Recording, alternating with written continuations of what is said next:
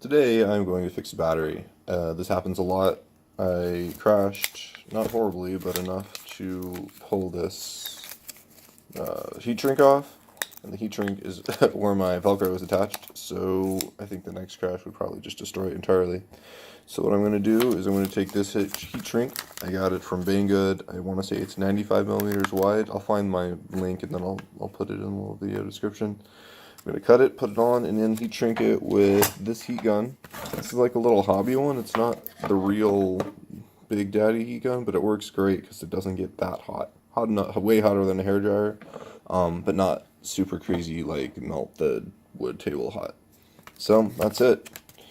Battery's about this long, so I'm going to go there with my scissors. It's going to get cut after the fact too, but it's easier if you cut it right the first time. It'll probably be too long. I tend to do that. Let's rip this off.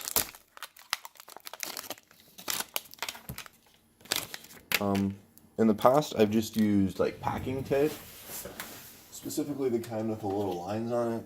So this will work just as well. And in retrospect, maybe I should have used it, but it doesn't look as good. It is stronger though. It lasts longer, but it kind of will deform a little bit. I have some batteries that look mushy as a result of crashing, and I think it's the fault of that tape. Those batteries are on the charger. Oh, this right here is one. This is like a 6S battery that I made from some 3S batteries, and just the corners aren't quite as sharp as they were, and I think all batteries do that a little bit. But you can see this result was pretty okay too. I just covered it with that strapping tape and then put the original battery sticker on it. So the sticker actually was from the 3S that I converted into this 6S. But we're not going to do the strapping tape. We're going to do the heat shrink because it looks better. If you do it right, we'll see how bad I do it though.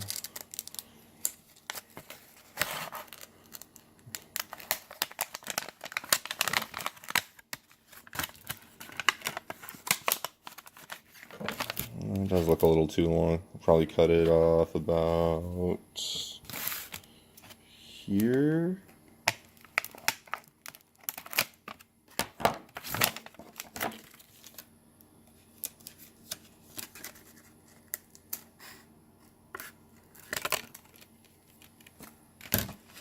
Try that again. This is my problem with people who make videos fixing things. Fixing things takes a long time. This is like a super simple task, and it's probably going to take more than 5 minutes. Alright, there it is. All I'm going to do is hit it with the heat gun. Batteries are actually pretty tough, so I'm not worried about overheating the battery, but I will try to just keep it, moving around instead of staying in one spot the whole time. And that's really pretty much it. It's probably going to be noisy, so I'm not going to talk while I'm heating it, and we'll see what it looks like when I'm done.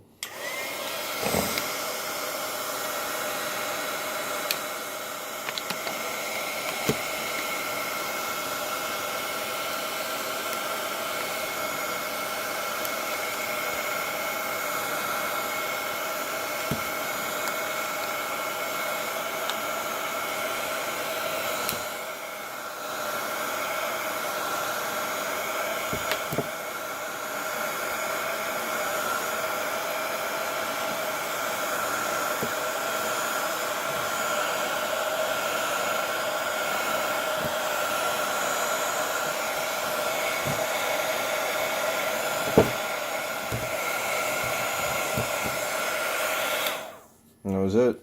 For what it's worth, this little heat gun has 2 settings on it, a low and a high. I use the high one. The low one is not very useful. I don't know, maybe if you're trying to heat shrink something that's attached to your quad already and you want to go super slow. But that's it. You can see this is not the greatest battery. It's a little bit banana shaped, but it still balances fine, so we're going to keep it. Some people use dual lock and some people use Velcro. I'm the Velcro fan, so I have some pre-cut dual-sided, or not dual-sided, but heavy-duty Velcro, so I'll just throw that on there. I'll probably put a number back on it again so I can keep track of which one's which. This one was number 4. Just throw it on there, and maybe I'll trim some of this off. This stuff gets super brittle when it is not hot, so the risk is that if I cut it, it could like shatter up into the part that I don't want broken, so you kind of have to be careful with it. Oh, see how it just flew off? There it goes. Yeah, so that's not pretty. I could have made it shorter overall.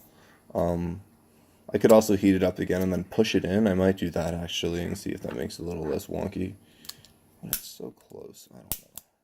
I gotta do this down here if you want to see. See, simple job, long video. Sorry, I'll be done real soon. Maybe I should just stop it now. I do want an end result.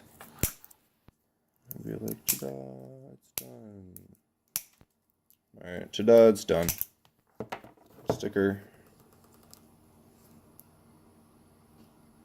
I don't really use Velcro instead of dual lock for a particular reason. It's just what I started with, and I'm not interested in switching over my my standards because I would have to replace all my Velcro with all my dual lock and all my batteries and all my quads. So this is good. Maybe that's better, but it's not the end of the world. All right, thanks for hanging out. Bye.